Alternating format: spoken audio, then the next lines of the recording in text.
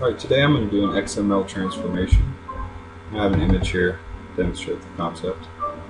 So we're going to take an XML source and we're going to create an XSLT file, a form of transformation, and it will result in some output. And we're going to output some HTML.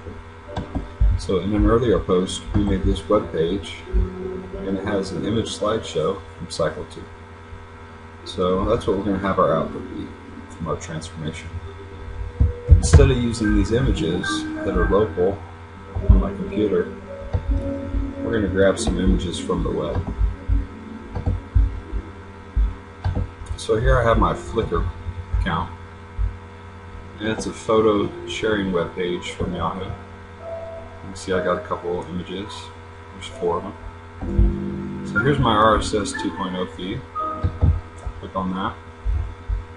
You can see I got 4 different posts, 4 different images. If we view the source on our RSS, you can see it's version 2.0, and it's using this namespace for media RSS. And you can see those tags down here. The media title, the media content is going to be of particular interest to us. So here's the RSS spec. You can see it's a dialect of XML.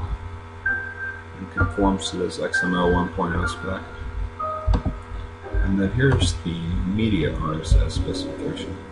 You can see it's an RSS module. And here's those media content objects we're interested in.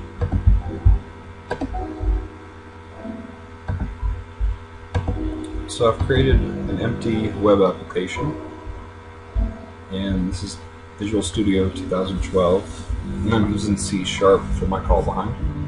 So the first thing I did, I copied all our script tags and all our CSS from the earlier post. And what you'll notice down here is that instead of having a div that contains the images, I have a div that contains this XML web server control.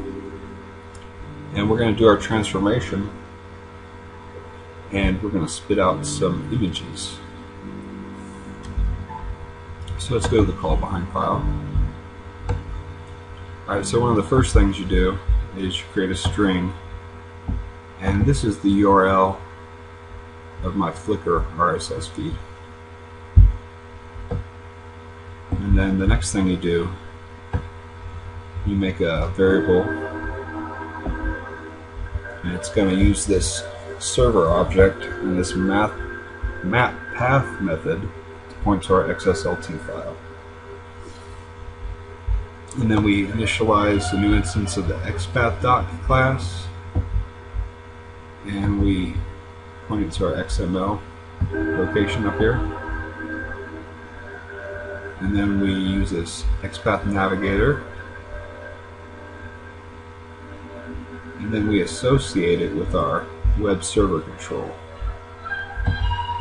This is the ID of the web server control seen here in the default page. Here it is again, and we set the path for the XSLT file there. So the XSLT file itself, and the first thing we do, we specify the output.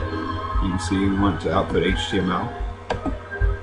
And then the first thing we're going to do, we're going to match the root of the document. So let's look at our document.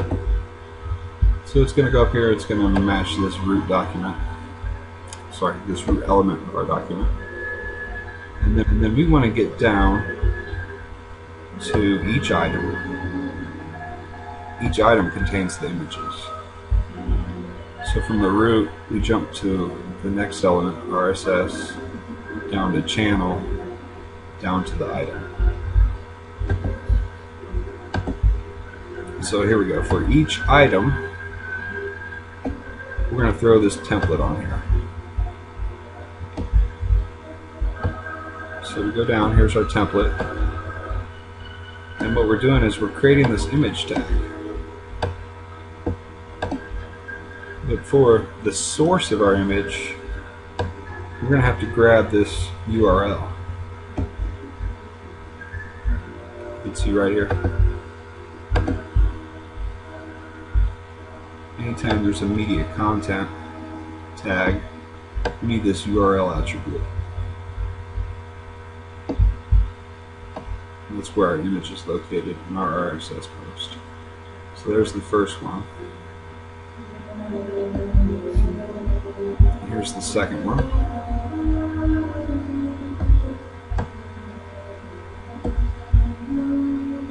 Here's the third one.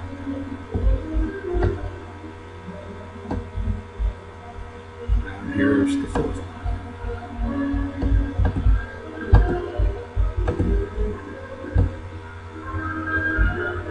Okay, so let's go ahead and run that. We'll run in Firefox.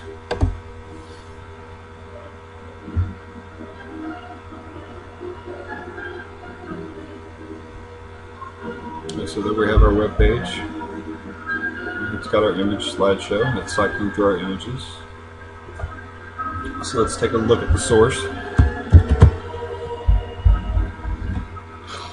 And you can see inside of our div,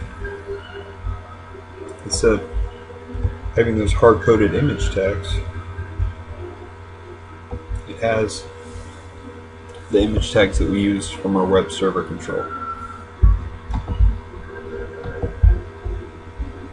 So there we have a web page with an image slideshow, and it's grabbing live images from my Flickr feed.